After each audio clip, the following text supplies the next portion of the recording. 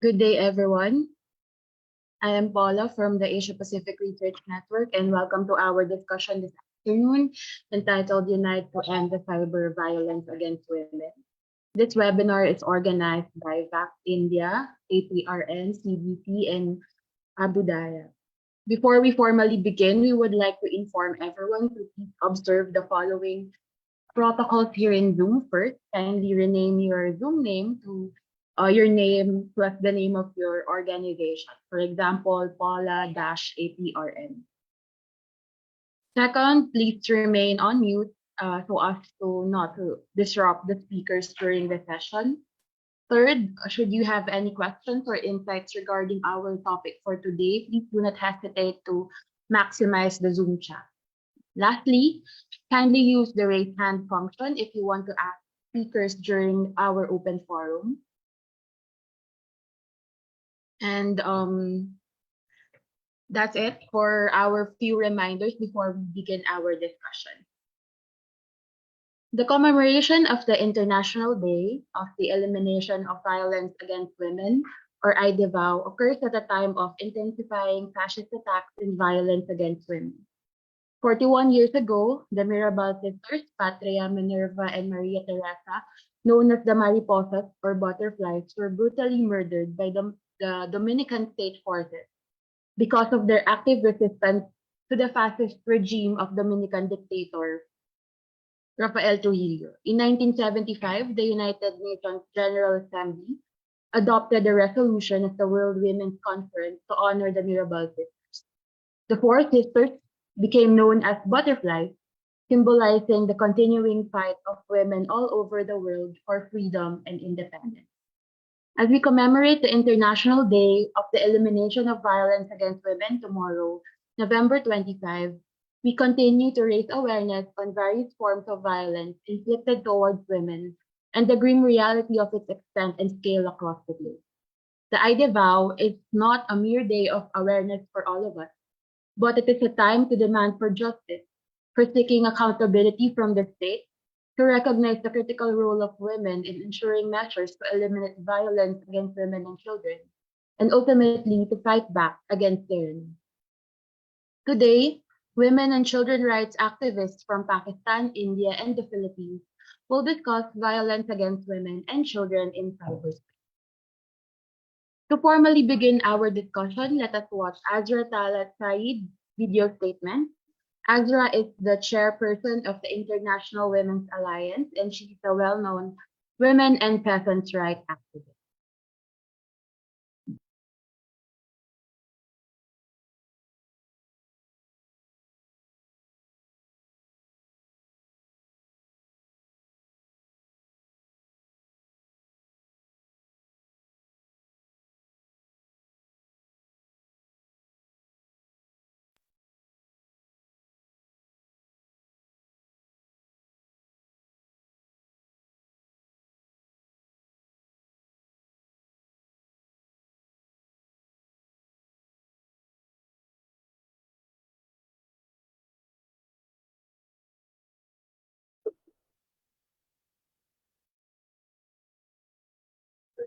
First, let me thank Renuka CAD of Akas, Adyan Kandra, VAC, and the Asia Pacific Research Network for initiating this very important webinar on cyber violence against women. Cyber technology is, of course, connected to a wide range of digital technologies, such as distributed ledger technologies, often known as blockchains, the Internet of Things, and artificial intelligence, among others. These technologies have many different implications for society, especially in context to international trade, which is controlled by mega corporations and are part of monopoly capital. In the age of hypercapitalism, data being gathered through cyber technology is now a very rich source of earning super profits. But in essence, this form of data is reaching into communities, our societies, and is a key form of creating not only online markets, but also impacting physical markets and hence the livelihood of our workers, peasants. And this technology is actually taking control away from local production systems. Another critical area of concern is of military and worker surveillance. It's no doubt a key militarized weapon of fascist governments. Militarized surveillance mechanisms are widely employed by imperialist nations in their terrible wars of aggression. All of these issues need particular attention and could be considered for further debate, political education, and mobilization.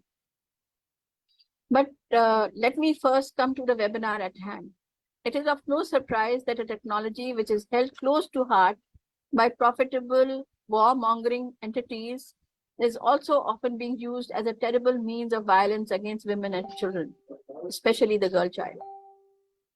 We know that there are many categories of cybercrime that include cyber stalking, cyber pornography, morphing, trolling, and others.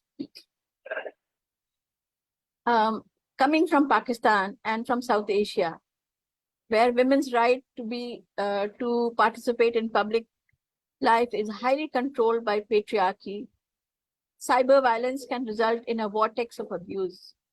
Women and girls have been trapped in this form of abuse, can face further verbal, physical, sexual abuse at the hands of family members.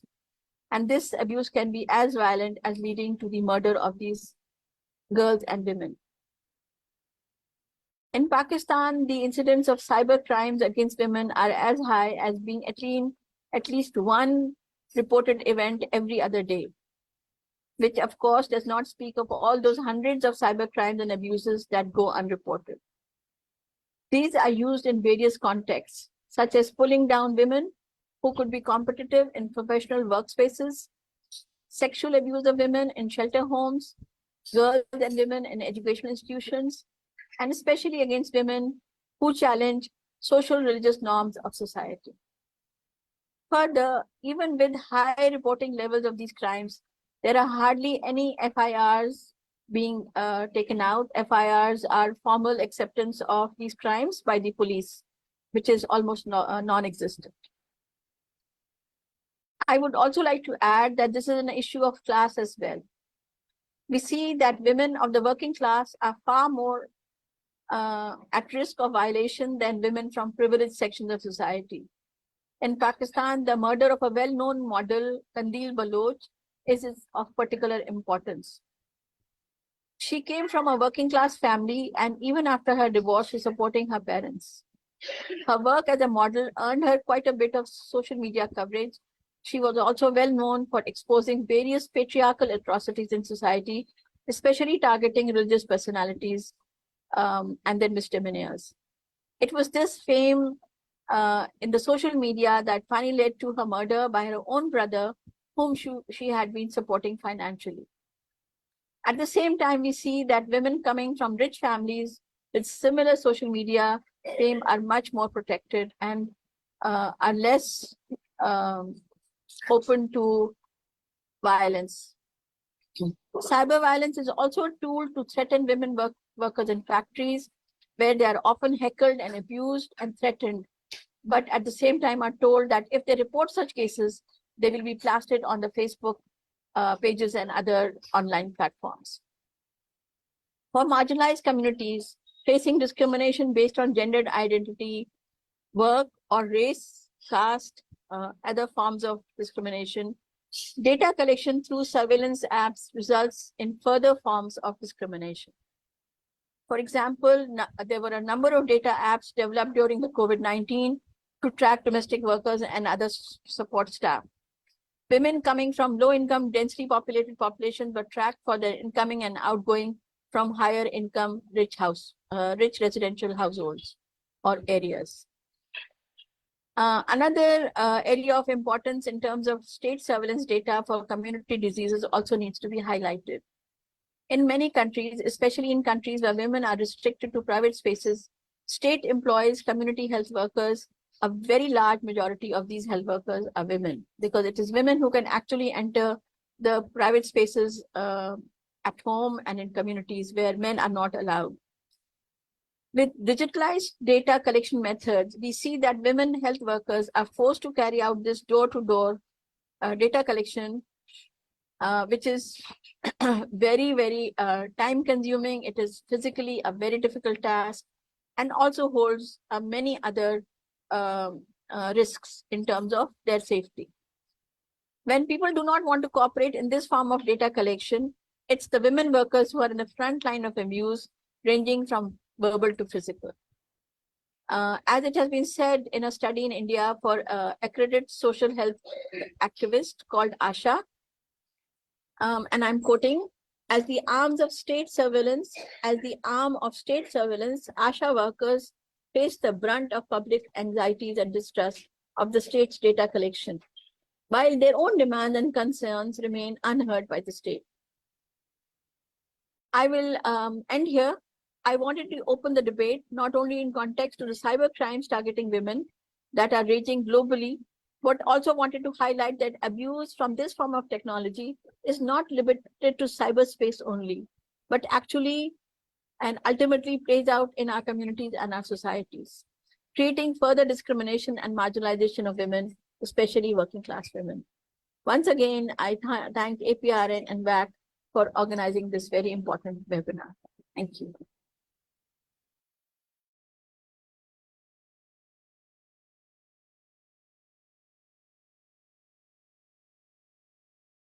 Thank you so much for that introduction, Azra. Truly, we should recognize the different implications of cyber technology in this era of capitalism, but we should also recognize that forms of abuses are not limited to cyber technology alone.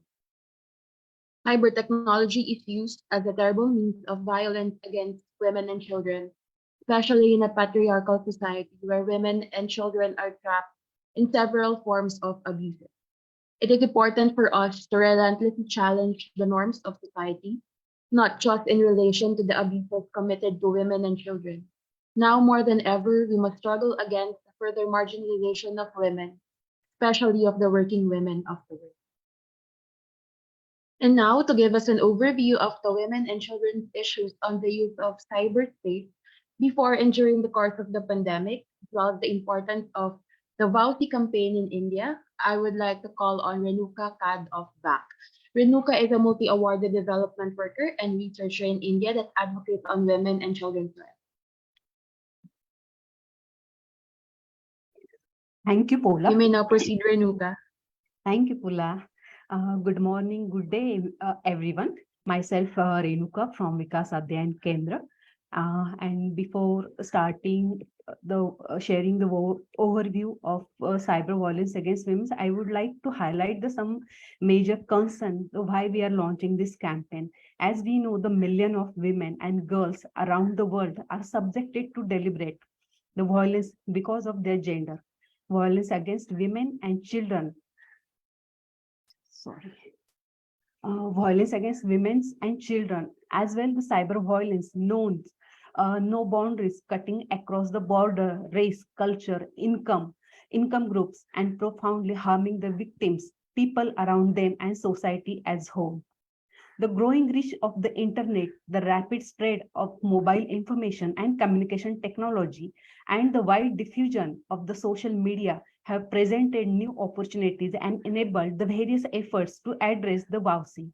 However, they are also being used as a tool to inflict the harm of women and children, as well the girl child especially.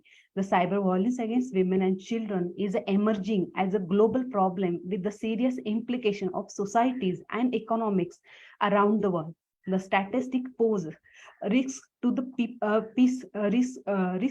peace, prosperity for all enshrined in the Charter of United Nations, and in particular to the goals of inclusive, sustainable development that puts the gender equality and the importance of the women as a key to its achievement.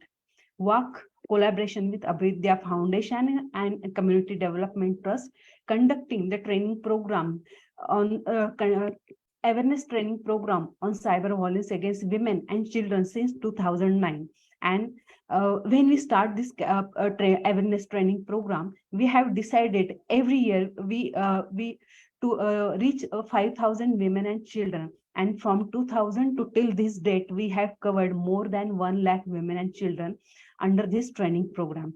As an outcome of this training program, program number of women and children and their parents asked the help of their problems. And during the pandemics, particularly in the April 2020 to May 2020, we had recorded 213 cases of the women those are experienced the cyber violence against them.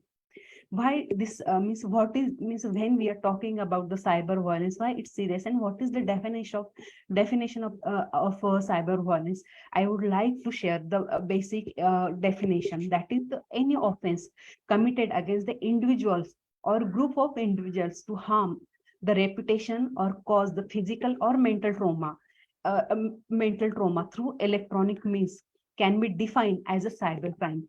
Electronic means can include, are not limited to, the use of modern telecommunication networks such as the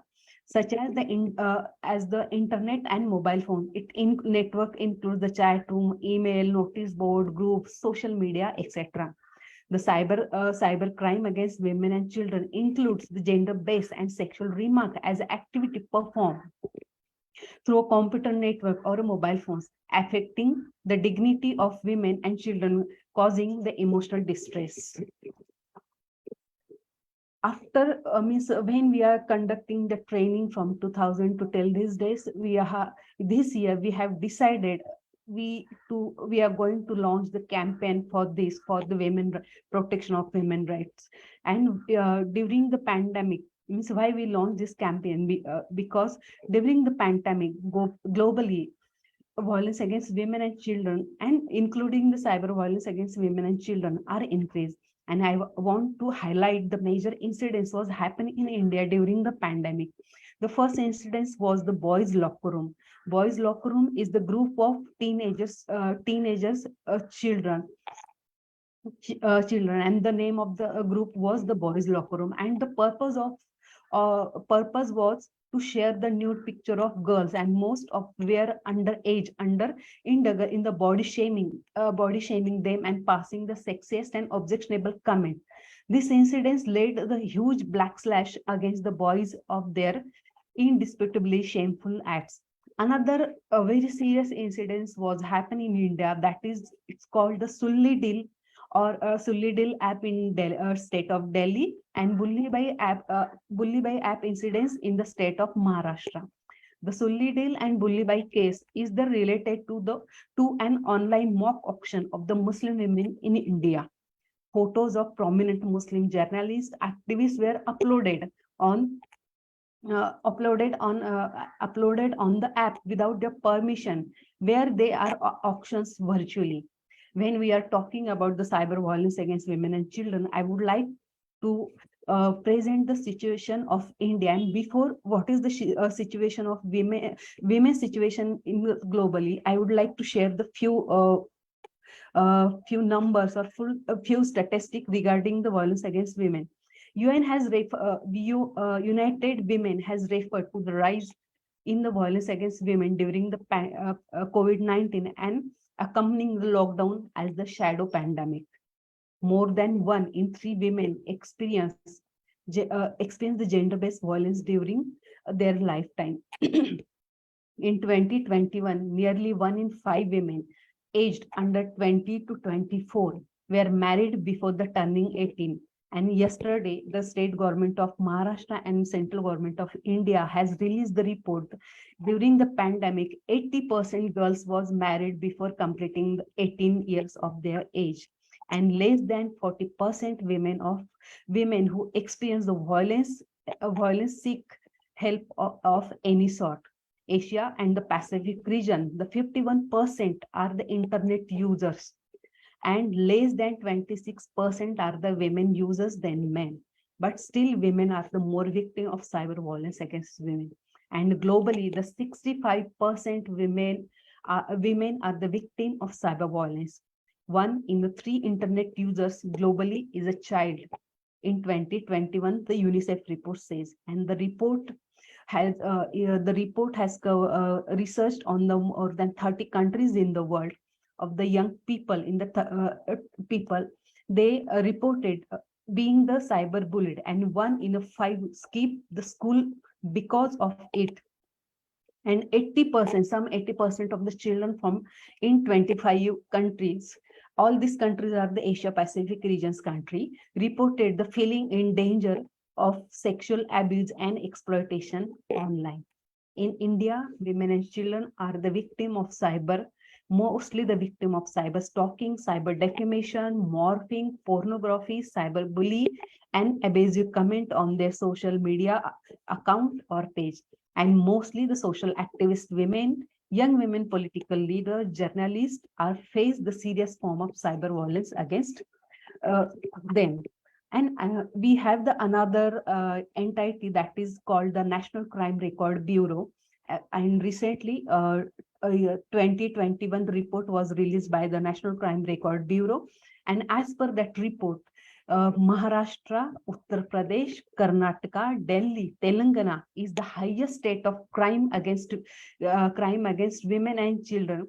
And mostly these state are the highest state in the countries are the women and children are the more victims of cyber violence against them. In the pre-pandemic situation of the cyber violence against women and children was 18%. But during the pandemic and in the new normal life, it increased almost the 30% of the cyber violence against women and children. Internationally and national laws and transnational collaborative alliances are slowly evolving to address the common common global concern of the cyber violence against women and children. But if not dealt with the commensurate to the challenge, the crimes committed are likely to continue to increase as more of the world goes online, and these technologies become more and more a part of everybody's life. Here I will stop my presentation. We will discuss the further after our next speaker. Thank you. Thank you so much, Renuka, for sharing with us the importance of the Vauti campaign in India, as well as various efforts to further promote the campaign on women and children's issues in relation to cyberspace. Millions of women and girls around the world are subjected to deliberate violence. 65% of women are victims of violence, and 1 out of 3 are children. Violence against women and children knows no boundaries. It cuts across borders, race, culture, and income groups, harming victims, people around them, and society as a whole. Especially given the growing reach of the internet, the rapid spread of mobile information and communications technologies and social media. We must continue to raise awareness on the emerging trends in this digital age and start discussions on this issue in order to advance gender equality and women empowerment. Before we proceed, I would like to remind everyone to remain on mute and ensure that your Zoom names indicate the organization you belong to. And should you have any questions or insights regarding our topic for today, please do not hesitate to maximize the Zoom chat. To give us a deeper understanding of the IDEVAO campaign, we would like to call on Representative Arlene Rosas of the Gabriela Women's Party, the sole party list representing the women's sector in the 19th Congress of the Philippines. She's a longtime advocate for women's and children's rights and welfare, and as a member of the House of Representatives, she was one of the principal authors of the expanded maternity leave law, occupational safety and health law, amendments to the anti-rape law, and expanded solo parents. She was also a co-author of the recently passed Anti-Online Sexual Abuse or Exploitation of Children and Anti-Child Sexual Abuse or Exploitation Materials Act and the expanded Anti-Trafficking in Persons Act of 2020. Her track record tells us of her unwavering commitment to advance the welfare of women and children from the poorest sectors of society. So I give the spotlight to Representative Arlene Ross. Thank you. Thank you very much for the introduction. Good day to everyone. Thank you for the Asia Pacific Research Network for inviting us in Gabriela Women's Party to speak about ending cyber violence against women and children, a very important topic, especially in the Philippines. Let me explain the context we are now in the Philippines. Despite the loosening of restrictions and resumption of the economic activities, Filipinos continue to suffer from the fallout of the COVID-19 pandemic. There is widespread joblessness, high prices, massive poverty, and economic turmoil right now. We have a 7.7 inflation rate.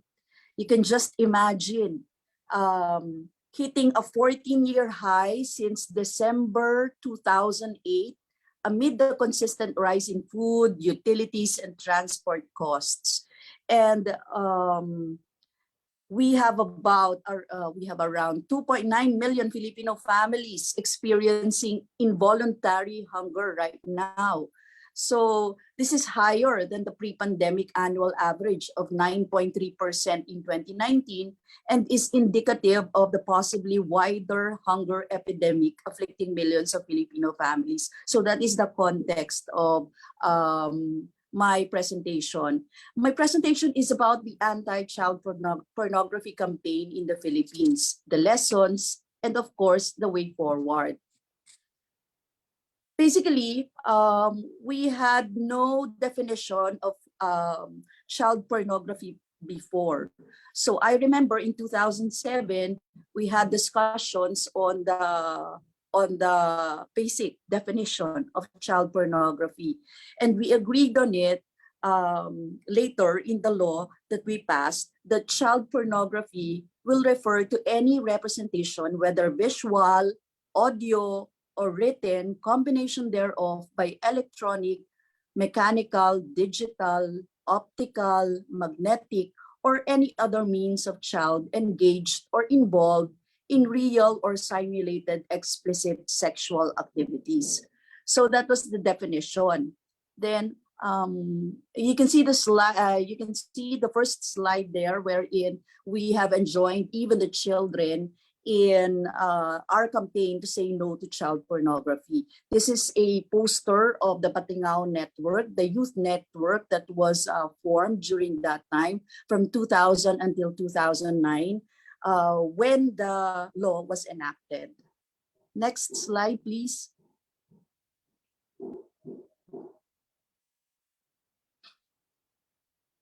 Yes, criminalizing child pornography. On November 17, 2009, the Philippines signed into law the Anti-Child Pornography Act, which penalizes the explicit sexual activities victimizing children, as well as the sale, distribution, and publication of child pornography materials.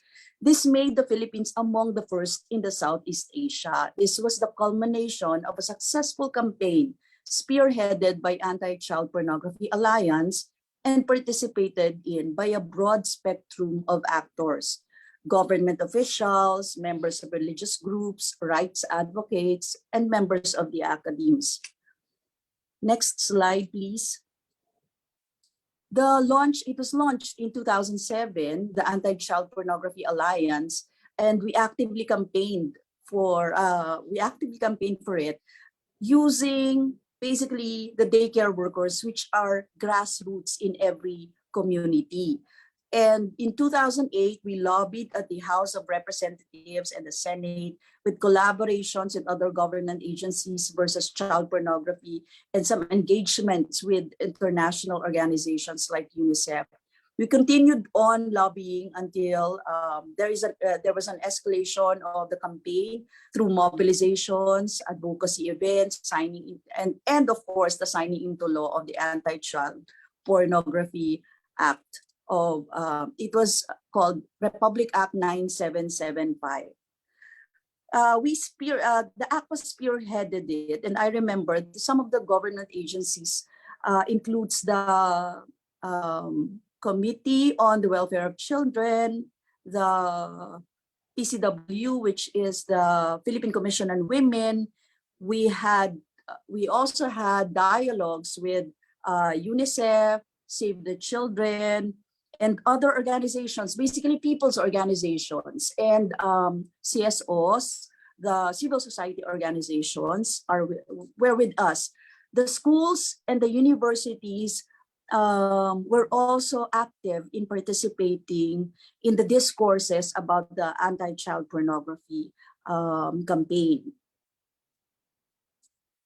We had fora, lobbying, rallies, programs, high-level activities and dialogues. We even had mass in churches, discussions in Christian communities about the child pornography, the Anti-Child Pornography Act. Next slide, please. So the actors involved in the campaign were a broad spectrum. Some of the members in the Senate were advocates, and in the House of Representatives also.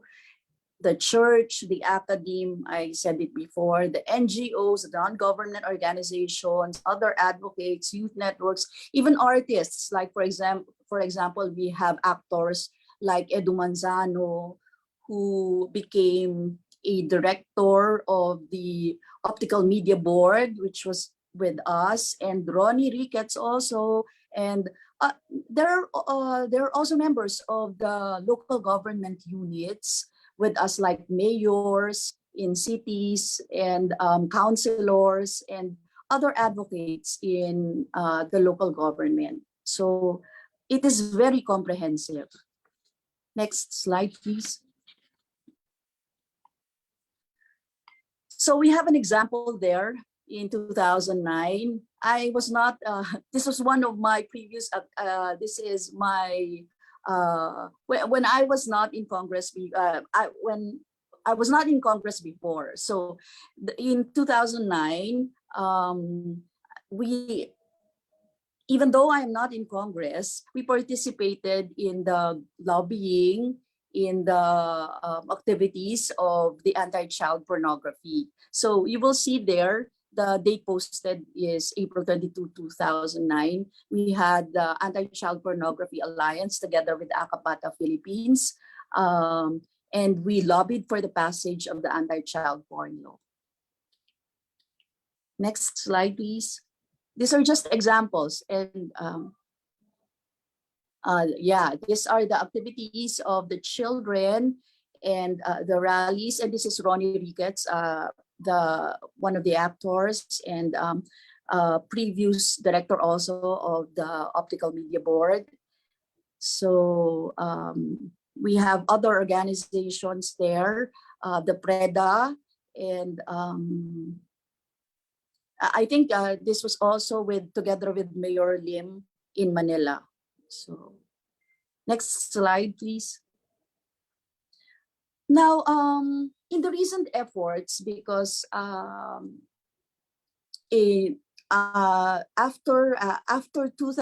the enactment of the law in 2009, I went on to be a representative in Gabriela Women's Party, and in 2016, when I became a legislator, I encountered some of the, what do you call this, the needed amendments for the law.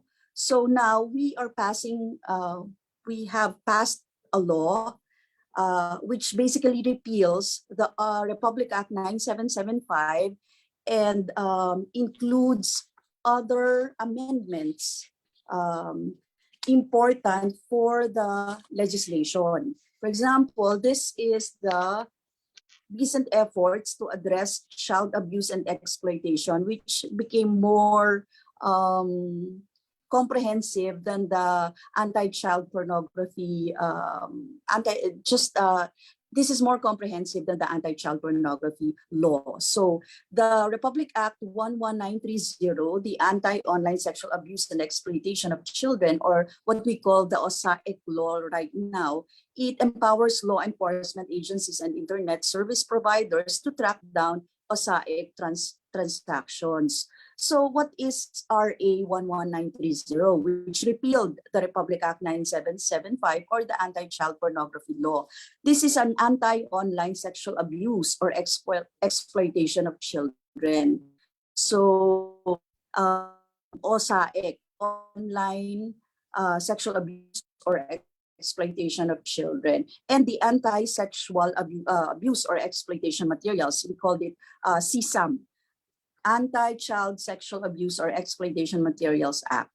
So This aims to promote and protect physical, moral, spiritual, intellectual, emotional, psychological, and social well-being of the youth and children. Of course, the policy of the state to provide special protection to children from all forms of sexual violence, abuse, and exploitation, especially those committed with the use of information and communications technology, or the ICT. And here in this law, the consent of the victim is not material or relevant and shall not be available as a defense in the prosecution of the unlawful acts.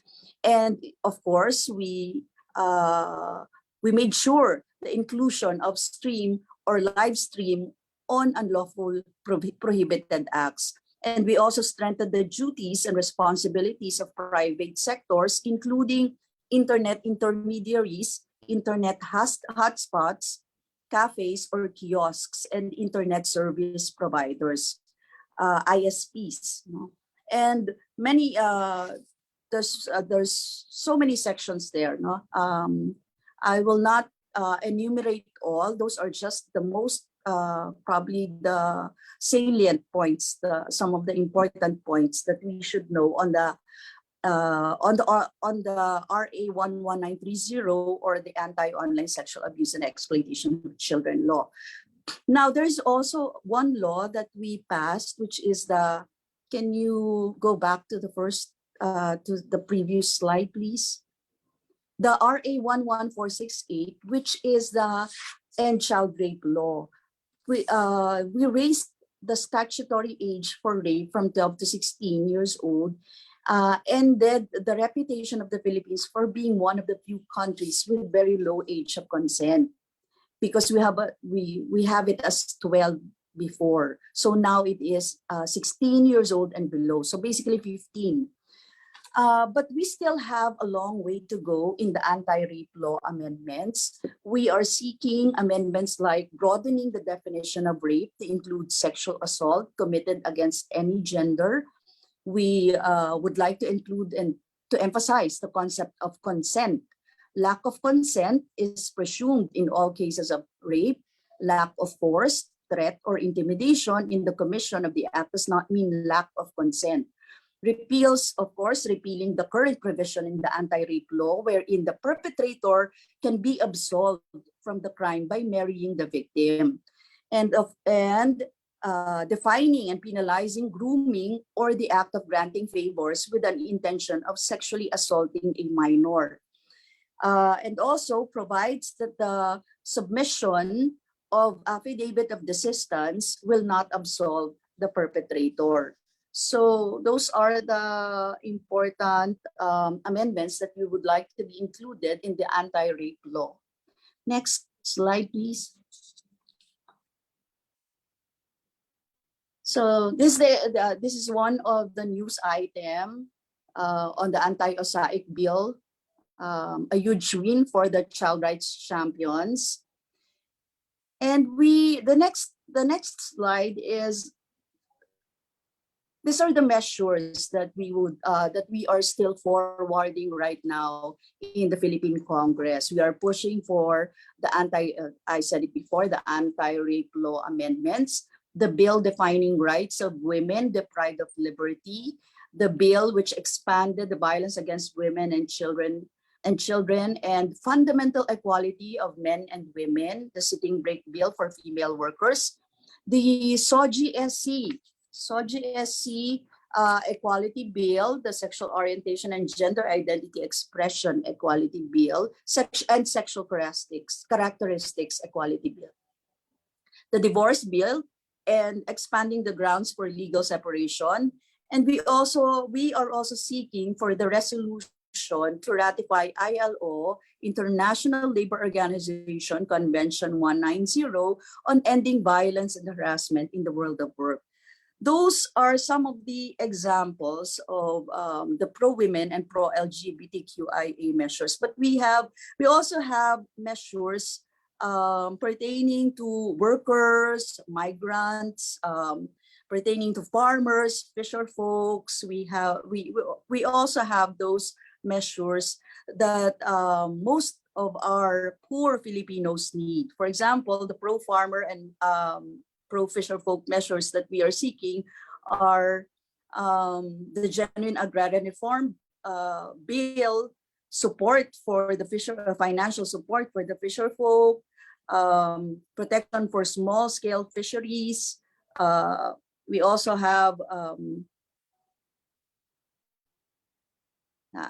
we also have a House Joint Resolution in which we want to terminate the Executive Order 128 to reject increased importation of pork and many others. We have those measures.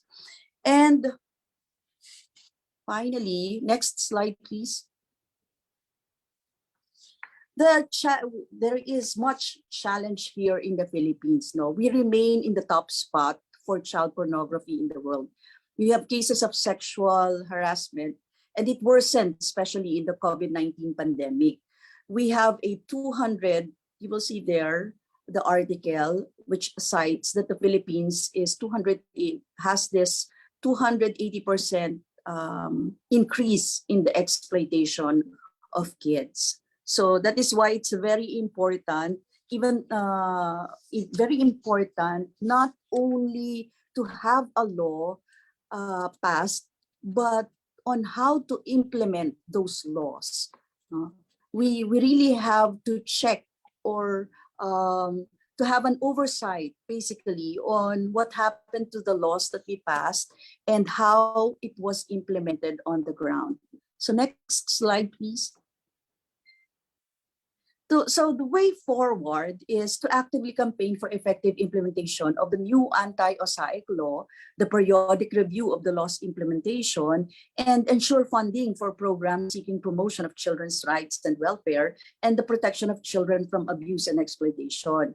One of the way forward also is for more alliances and engagements at different levels to curb OSAIC, partnerships with organizations in client countries to track down and monitor OSAIC. So that's the more people's organizations, the more CSOs, the more people being engaged in this discourses, the better for us to move forward. So thank you again. That's the final presentation. Again, maraming salamat. Thank you very much for listening. Thank you to the host, and again, thank you to the APRN. Marami pong salamat, Representative Arlene Brother. Thank you so much for contextualizing the situation of women in the Philippines and for sharing with us efforts to address child abuse and exploitation in the country. Before we continue, we'd like to acknowledge the presence of students in India who are currently in their college classroom and they are currently listening to our discussion. Here in the Philippines, women bear the brunt of the worsening socioeconomic crisis. We are confronted by skyrocketing prices of basic commodities due to inflation and a state that prioritizes their interests over the welfare of the most vulnerable population. Aside from economic disadvantage, women suffer from domestic violence, discrimination in the workplace, displacement in conflict-affected areas, and fascist attacks for fighting for their democratic rights. We continue to lobby for the broadening of the definition of rape, emphasizing the role of consent, OJ Equality Bill, ending violence and harassment in workplaces and other pro-women measures. Moreover, measures that will cater to working women, fisher folk, farmers, and other basic sectors of the society. As members of CSOs and people's organizations, let us continue to actively campaign for effective implementation of policies seeking to promote women and children's rights and welfare and fight for the protection of women and children from abuse and exploitation. So now the discussion is open for questions. Anyone may use the raise hand function and ask any of our speakers. We will also check our online platforms if there are any comments. So I think we have a first question. So it's from Dr. Yusuf Benur, social work educator from India. So the question is, Being a social educator, I feel that parents and community should spare ample time for their kids. Proper child-friendly approach and vigilance is also necessary for the prevention of cybercrime.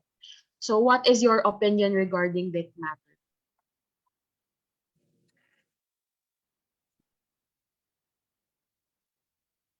So anyone may Turn. begin. Yes, Rep Arlene.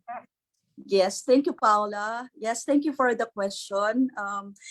Yes, we've actually encountered that problem on how to explain to the children, especially the definition or what is child pornography, or what is the cyber sexual violence, and what is the online sexual abuse or exploitation.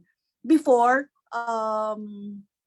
in 2007, there's a limited proliferation of a digital kind, of sexual abuse or exploitation materials. But now it is very rampant. So how do we explain it? Before, we've actually made a campaign. We called it Save Nena campaign. In Save Nena, the young girls, we explained to them the definition and examples of child pornography. So they will understand. And if ever they encounter, they will know how to prevent people from seeing it, and how to explain to their parents that they've seen it, or those kind of things. But now, in the proliferation of this kind, we've also published a book. There is also a publication made, which is called, I think it's about child pornography. May mumu sa loob ng computer. So if I will translate it in English, it's there's a ghost inside the computer. Basically explaining to a 13-year-old how this kind of materials proliferate in the inside the computer. But that is just the computer. Now there's laptops, there are phones, there are different kinds and forms of technology that the children uses. And I think it is also about time that we make use of this technology to also prevent this kind of proliferation of sexual abuse and exploitation of children. So those are some of the examples that we've encountered. Thank you so much, Rep Arlene. How about you, Renuka? Would you like to answer the question as well? Yeah, as Arlene said, I just want to add one thing there. Means before the pandemic, we are in that situation ki mobile is not good for children or not good for teenagers. But just after the pandemic, the class 6-year-old kid also have his own phone, and parents, some extent parents are happy the kids is not going outside, he's safe in his room and he's observing or he's doing the many activities on online. But as a parent, as a activist, as a society, as a school teacher, and as a uh, policymaker, we have to understand that the real world is more beautiful than virtual world. That is, we have to learn, and as well as we also need to introduce our kids as well as for ourselves that the how to use the internet or how to safely use the internet. Because we means, for example, if we below 18 year, any kid has opened his Facebook account, the lastly there is the terms and condition, and we are read without reading that terms and condition, we are accepted the notice and open our account. But we don't know what is the pros and cons. We have to learn, we need to introduce the cyber literacy also. So that is the major thing. Real world is more beautiful than virtual world, as well as the cyber literacy is the more important thing. It's a demand of the current time. That's it. Thank you. Thank you so much, Renuka, for answering the question as well.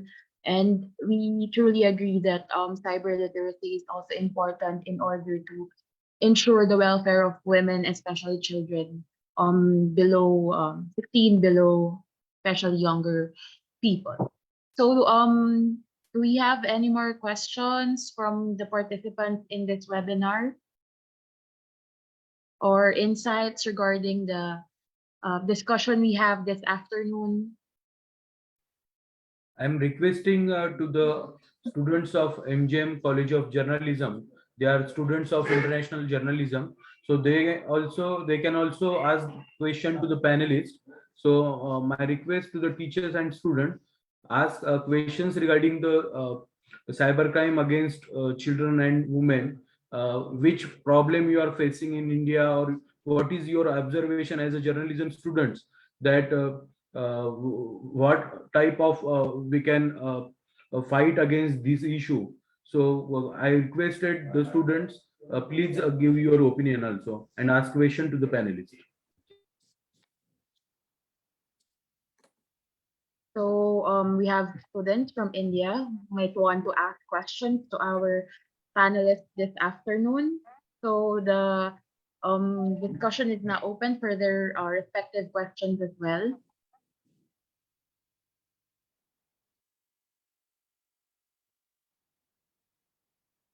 Yes, Renuka. I just want to say one thing to the students. They Mhm. can ask the question in any language, Marathi, Hindi, or English. We are able Yes. to answer. Yeah. Thank you.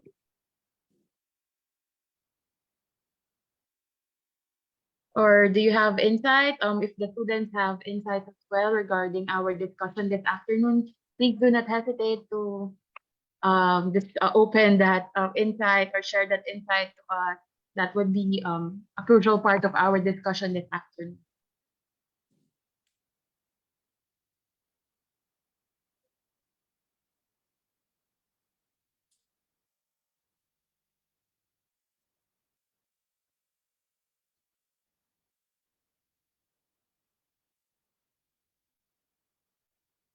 Do you have questions?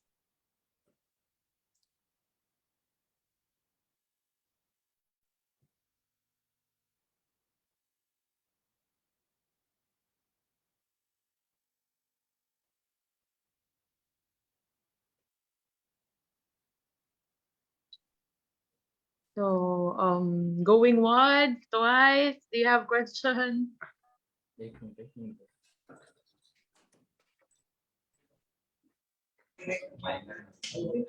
Hello. Yes. Ma'am, can you hear me? Hello. Yes, we can hear you. We can hear you. Hello, ma'am. I have only one question, that as the crimes are increasing day by day, why the government is taking a long time to take actions? I think it will be best for Renuka to answer the question first, and then Rep Arlene will follow. Yes. Thank you for the question. Government is not taking the lead. Sometimes in India, means we are belonging the countries India, which we are facing the more patriarchy there. Most of the women and girls are not ready to file a police complaint. That is the one thing. I would like to highlight the one incident. It was happening in 2006 about the email spoofing incidents. That time we have analyzed the how many cases registered in the under the email spoofing crime, and that time we have find out that the in the city like the Mumbai, we have in a day 500 cases of women email spoofing. But about in the 500 of cases, only one woman or one girl has registered the police case, because girls and women are afraid if they have registered the police case, there maybe they could not allow to go out of the home, they could not allow for going to the college or parents are taking back their mobile phones. So that is the one thing is happen. Police, yes, of course, the judiciary and police system means we are in the country like we have the police and judiciary system, but they also need the sensitization. They are means they have registered the cases, but police department is also interested in the economic cyber crimes. They are less, there is the less means there is a need of more sensitization about the among the police and judiciary also, because this crime is raised and every time means there is the lots of issues are even we have the so many laws in India, but as the Arlene present shared in her presentation, she said that there is a need of campaign how to implement the act, how to raise our voice. That is the main thing we have. So that's it. Thank you. You, Renuka. Rep Arlene, you have additional answer. Yes, basically, when we finished enacting the law of the Republic of 9775, I remember one of the problems we encountered is, for example, the monitoring of reporting, detecting, investigating, prosecuting, and convicting the crimes. So, and of course, there is the problem of the aftercare assistance and the support for the victims of the OSAEC and the CSAM cases. But the more, what do you call this? The basic problem is there is a problem of blocking, for example, CSAM, the sexual abuse and exploitation materials in streaming or live streaming. There is no mechanism of blocking. So the problem is it will really proliferate. And also there is no adoption or developing of systems or procedures for preventing, blocking, detecting, reporting this kind of incidents. And here in the Philippines, we don't have, we fail to block the ISPs or the internet service providers, which basically it's in there in the ISPs. They have the capacity to block, but we cannot do that because we have no law at that time that basically asks them to block these ISPs or you have a system of preventing or blocking, detecting, or anything. So now, because of the recent passage of the RA 11930, this is the only time that we can test what will happen. So that is why I was asking that the implementation is very important. The implementing, the IRR, or what we call the implementing rules and regulations, is very important. And everybody should be active in what do you call this, in contributing what they think of on how to go about it.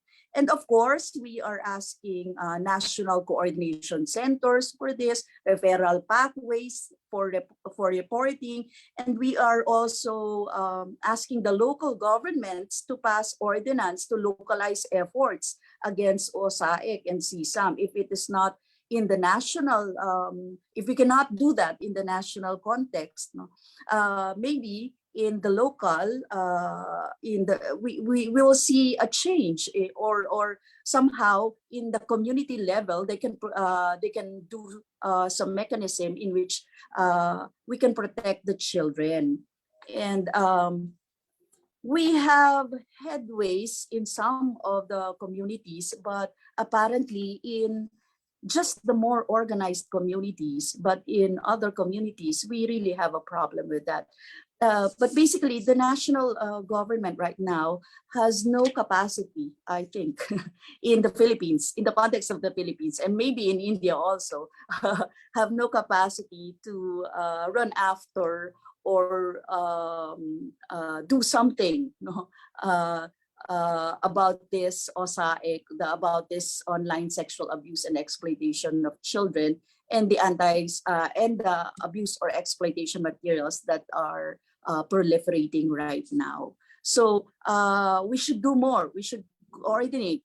We should do our part as individuals, as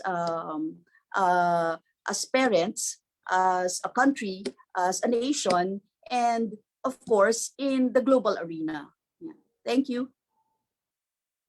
Thank you so much, Rep. Arlene, for that answer. There's also a comment from one of the participants from Sandip.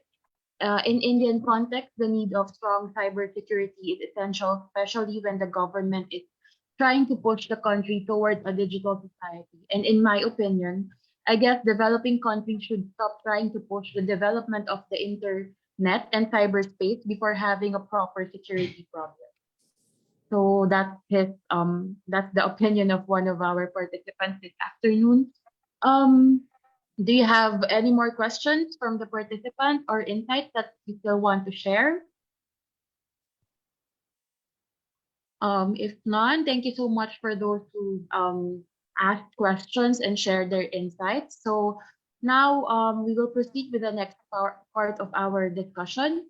So in support of the International Day for the Elimination of Violence Against Women, let us listen to individuals and organizations from Pakistan and India as they express their solidarity for all the courageous women who dared and continue to speak truth to power. So we have videos from Jahan of Wajira Society, Pakistan, Dr. Yusuf Benur of Mahatma Gandhi Missions University, Mr. Rohit Pawar, member of the India's Legislative Assembly, and of course, a video statement from NEEDS of India.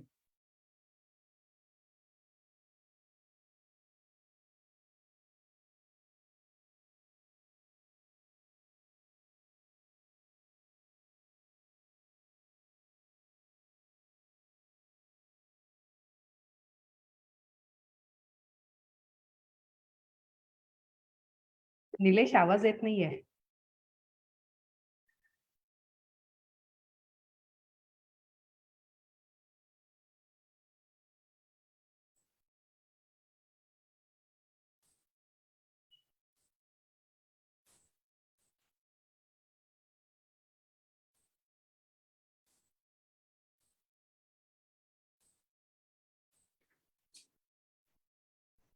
Hi everyone, my name is Jahan. I identify myself as a transgender woman, and I'm going to make this video just to support the end cyber violence against the women and children. We as community used to face the cyber violence, online bullying, even on a daily basis. So this is the time to promote the society inclusive and stand up with the others to talk about this situation. United. Thank you. Hi everyone, my name is Jahan.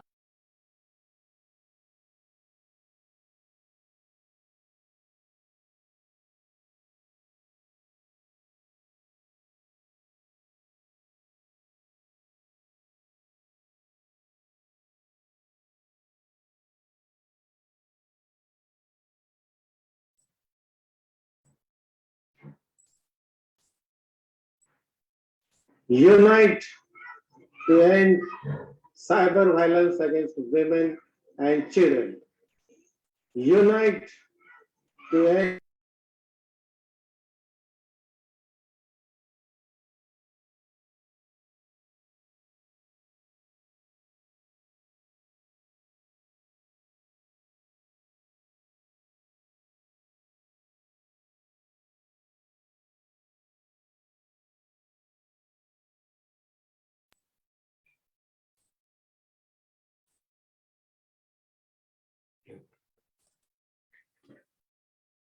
नमस्कार, मी रोहित पवार. जशी जशी प्रगती झाली तसा तसा विकास या राज्याचा देशाचा या जगाचा कमी झालेला आपण सर्वांनी बघितलं. टेक्नॉलॉजिकल ॲडव्हान्समेंट जे जे झाले मॅन्युफॅक्चरिंग पासून सर्व्हिसेस पर्यंत त्याचा फायदा हा नक्कीच त्या ठिकाणी सगळ्यांना झाला. त्याच्यामध्ये एक महत्वाचा विषय आणि एक अशी गोष्ट त्याचा वापर आपण खूप मोठ्या प्रमाणात आजच्या जगामध्ये करतो ते म्हणजे इंटरनेट. इंटरनेटमुळे जग जवळ आहे. अनेक विषय आपल्याला लगेच त्या ठिकाणी कळायला लागले. बँकिंग पासून एज्युकेशन पर्यंत, त्याच्याच बरोबर एंटरटेनमेंट इंडस्ट्री पासून इन्फॉर्मेशन टेक्नॉलॉजी पर्यंत या सगळ्या गोष्टी फार जवळ आल्या. त्याचं स्पीड त्या ठिकाणी वाढलं, त्याचा फायदा या जगाला झाला. तर जशी प्रगती होती त्याचे साईड इफेक्ट सुद्धा त्या ठिकाणी असतात. इंटरनेटच्या बाबतीत झालं बघितलं तर कोविड काळामध्ये एका रिसर्चच्या अनुसार 30% महिलांच्या बाबतीत आणि मुलांच्या बाबतीतला इंटरनेट क्राईम त्या ठिकाणी वाढलेला आहे, म्हणजे ज्याला आपण सायबर क्राईम म्हणतो. तो कशाही पद्धतीचा त्या ठिकाणी असू शकतो. म्हणजे आपण एखाद्या व्यक्तीला कुणीतरी इजा पोहोचवली तर आपण पोलिसांकडे जातो. ज्या पद्धतीचा तो क्राईम आहे तसाच सायबर क्राईमच्या माध्यमातून थोडा वेगळा प्रकार आहे, पण त्याच्यातून मानसिक इजा ही अनेक लोकांना त्या ठिकाणी पोहोचत असते. मग हा सायबर क्राईम काय आहे, कशामुळे होतो, याच्यावर आपल्याला काय करावं लागेल, याच्यापासून मुलांना, मुलींना, महिलांना आपल्याला कसं वाचवता येईल, यासाठी अनेक लोक पुढाकार त्या ठिकाणी घेत आहेत. तसं रेणुकाताई कड याच्यामध्ये पुढाकार घेत आहेत. त्यांची संस्था विकास अध्ययन केंद्र, तसंच आशिया पॅसिफिक रिसर्च नेटवर्क आणि सहभागी संस्था कम्युनिटी डेव्हलपमेंट ट्रस्ट आणि अभ्युदय फाउंडेशन यांच्या संयुक्त विद्यमाने end cyber violence against woman and children ही मोहीम सुरू केलेली आहे. त्यामुळे मी आपल्या सर्वांना विनंती करेन की या मोहिमेमध्ये तुम्ही सुद्धा त्या ठिकाणी सहभागी व्हा. आपण सर्वजण एकत्रित येऊ, युनाईट होऊ आणि हे जे सायबर क्राईम आहे, व्हायलन्स आहे महिलांच्या मुलांच्या विरोधात, ते त्या ठिकाणी थांबवण्यासाठी आपण प्रयत्न करू. Let's unite and cyber violence against woman and children हा विषय अतिशय महत्वाचा आहे. या विषयामध्ये तुम्ही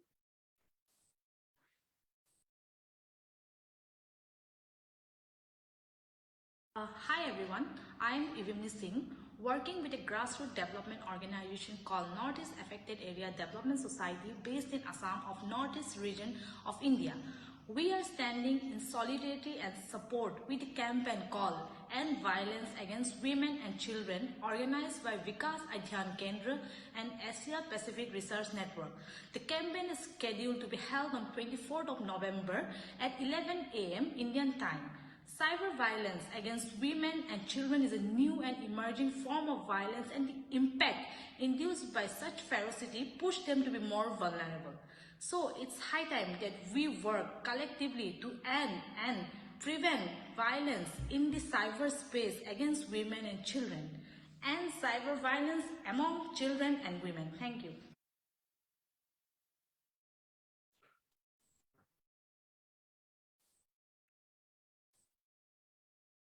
Hi everyone, my name is Sumi Buraguhai and I'm working with a grassroots development organization called Northeast Affected Area Development Society based in Assam in the northeast part of India.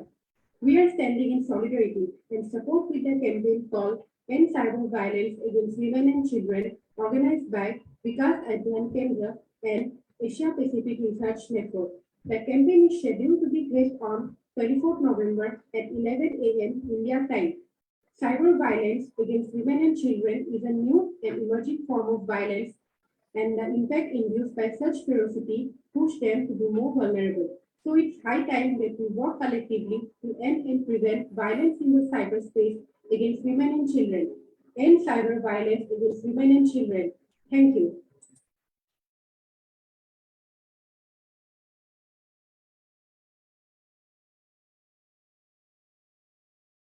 Thank you so much for those who have submitted their messages of solidarity to our discussion this afternoon. Indeed, we have shown today that various efforts to end violence against women and children and putting an end to cyber violence are being done across the globe. To wrap up our discussion this afternoon, may we call on Alex Enanon, the General Secretary of the Asia Pacific Research Network.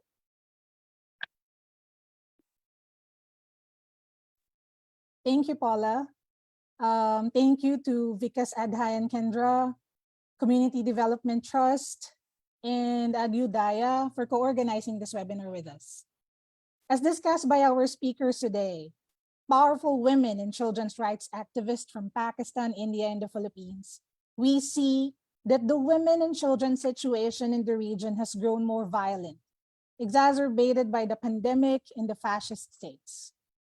Women and children of Asia Pacific face abuse on a daily basis, not only at home, but also through the unsafe and deadly working conditions produced by the capitalist system. Imperialist powers have also continued to empower authoritarian governments, dictators, and tyrants to assume power and terrorize women and children. Violence against women and children, even in cyberspace, has manifested in many ways through repressive economic and foreign policies. This can also be seen through the numerous attacks on women and children's rights activists in social media because of their belief and advocacy, that they are being vocal about anti-people policies of the government.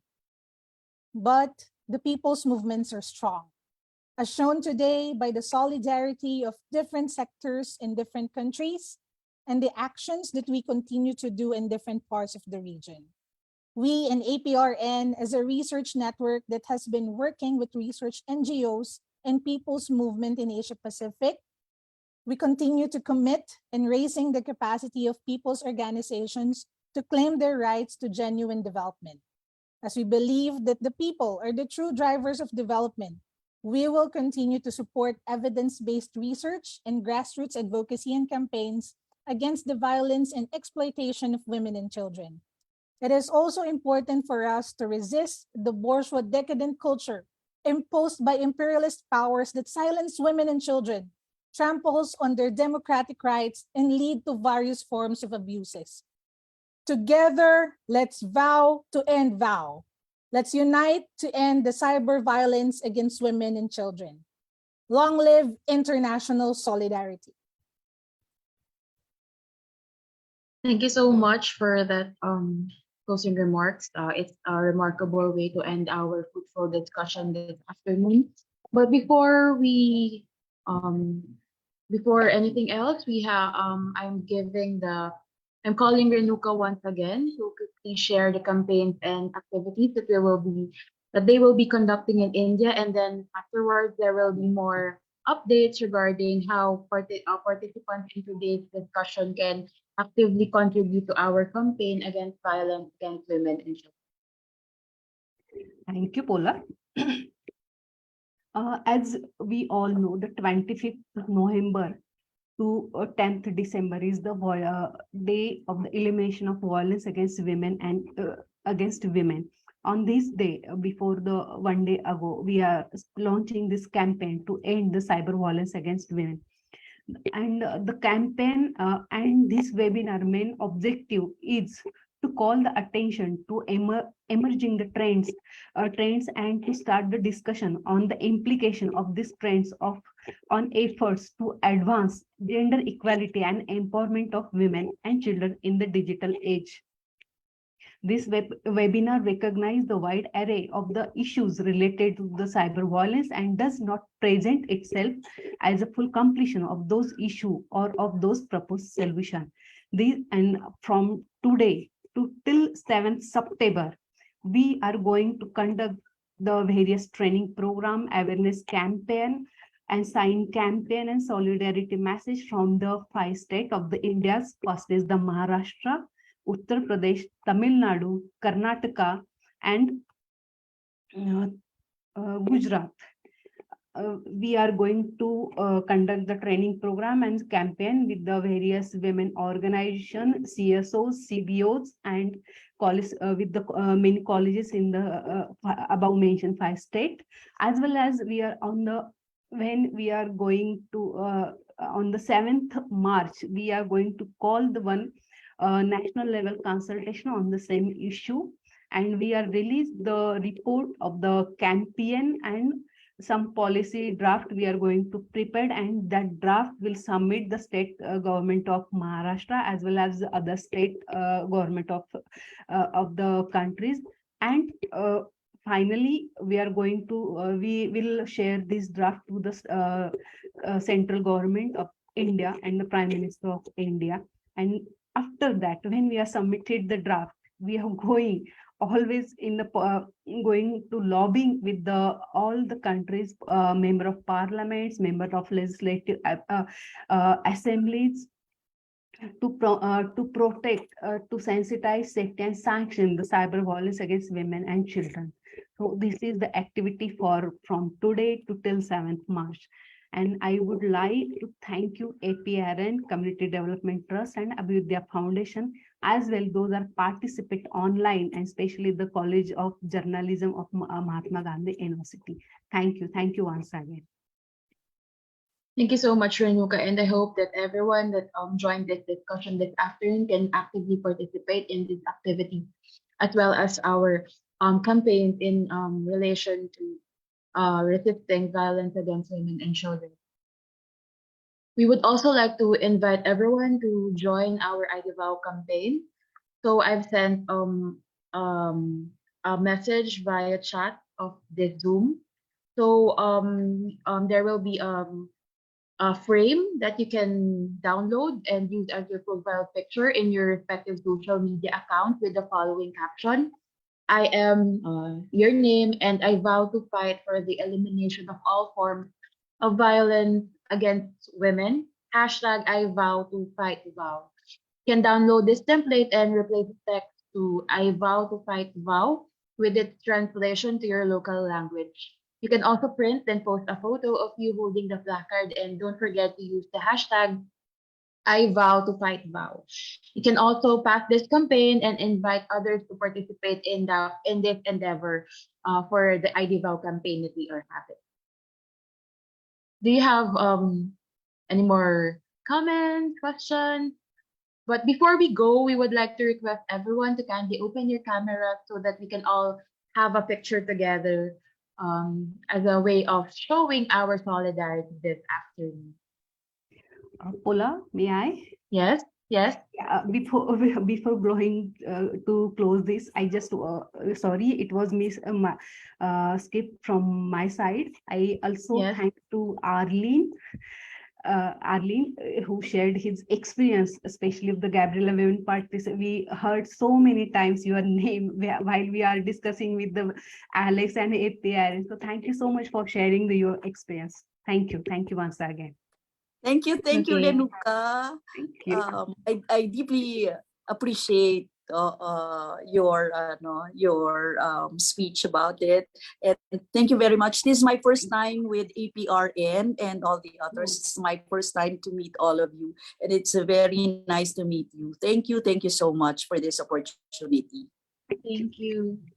So thank you everyone And for I joining hope we have our more in the discussion. future, Paula. Yes, yes, definitely, Rep Arlene. We will have more discussions like this in the future. So I guess we have to take a picture together just to show our solidarity against violence against women and children all over the globe. Okay.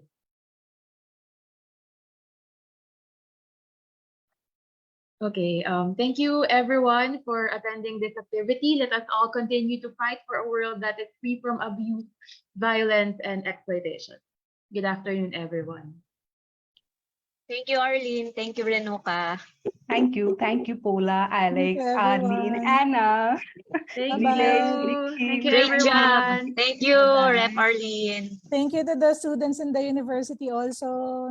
Nikhil, Nilesh. We'll get in touch. And Bye-bye. thank you to our solidarity message.